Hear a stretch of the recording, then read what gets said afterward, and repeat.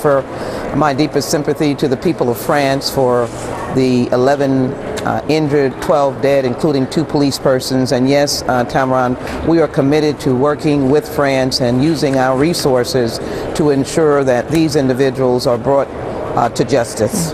The conversation over surveillance obviously has now come up again in wake of learning that at least one of these individuals in France had some ties and perhaps even some training with Al-Qaeda. Michael Hayden was on the Today Show, the former NSA director, saying that this type of incident and perhaps others that we might see where there is a fingerprint, a terror footprint, if you will, is proof of the necessity of the NSA and some of the surveillance that many might disagree with. Well, let me just say that I am well aware that we are in a new time and we cannot fight wars as we did in the Revolutionary War. We need sophisticated tools, we need better intelligence, and we need some of the resources that would allow us to penetrate some of these cells or individual actions. But the one thing we made a commitment to, Tamron, after 9/11 is that we would not allow the terrorists to terrorize us. I frankly believe that we cannot use an excuse that these are franchise terrorists and how could we possibly know what they're doing. I don't want to use that excuse anymore on behalf of the American people or in fact in fighting global terrorism. So we have to be able to frame a pathway forward with our international allies as to how we weed out the likes of those who did that devastating deed yesterday.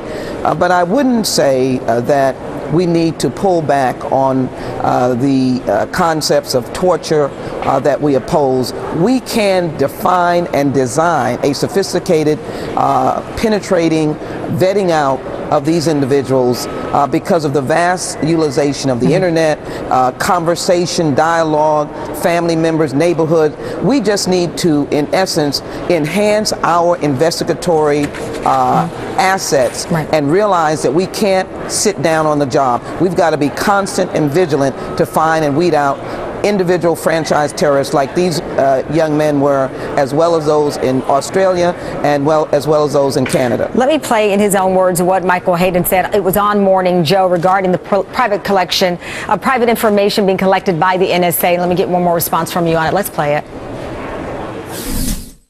That metadata doesn't look all that scary this morning, and I wouldn't be surprised if the French services pick up cell phones associated with the attack and ask the Americans, where have you seen these phones active globally? And so we're going to have to continue to struggle with that balance between keeping ourselves safe and keeping our privacy protected. And you've already responded in great detail there, but I mean, I'm sure you understand at least some of that sentiment that people who don't want their personal information hoarded in by the NSA, but also want to protect us from incidents like we're watching in Paris. Well, Tamron, I was one of the lead co-sponsors or sponsors of preventing if you will, back impact on Americans in their conversations with foreigners in terms of those foreigners being suspicious. But I do accept what Michael Hayden said, is that we have to strike a balance. We're in a different kind of war, and I want to safeguard the American people and the international community.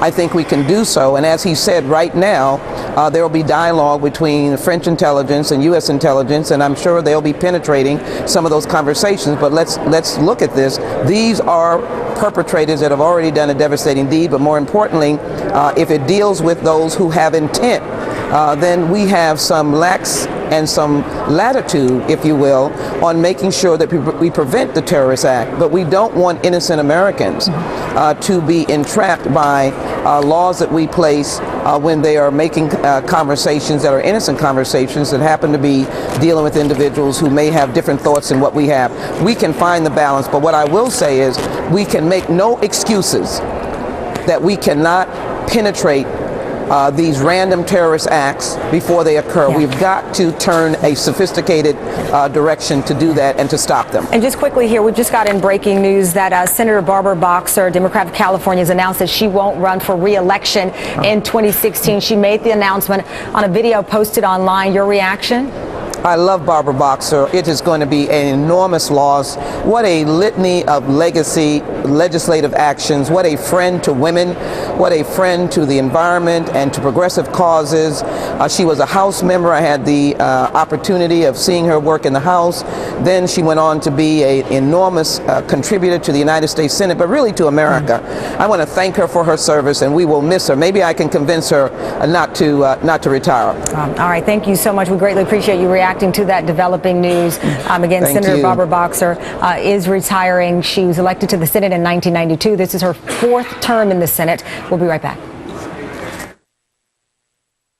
These Ally Bank IRA CDs really do sound like a sure thing, but I'm a